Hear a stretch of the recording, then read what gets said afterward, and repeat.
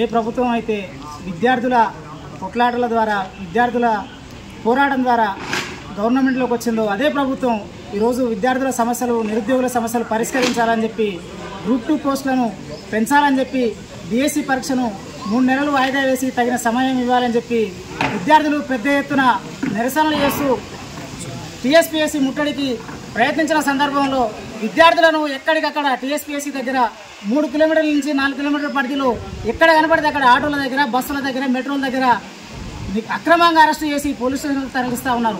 మేము ఈ సందర్భంగా గవర్నమెంట్ అడుగుతూ ఉన్నాం, నువ్వు ఈ ప్రభుత్వంలోకి రావడానికి విద్యార్థులు కారణం కాదా?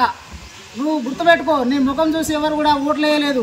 ఏదైతే నిరుద్యోగులు విద్యార్థులు ఉన్నారో ఈ ప్రభుత్వం రావడానికి వాళ్ళే కారణం.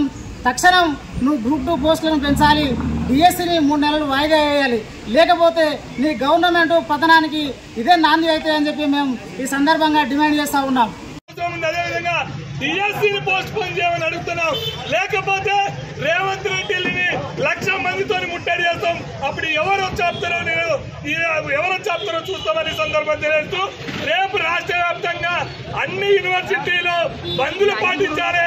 ఈ అక్రమ అరెస్టులు అందరినీ ఖండించాలి. మేధావర్గం వల్ల బయటికి రండి, మీరు ఒకసారి ప్రశ్నించండి అని చెప్పేసి ఈ సందర్భంగా డిమాండ్ చేస్తున్నాం.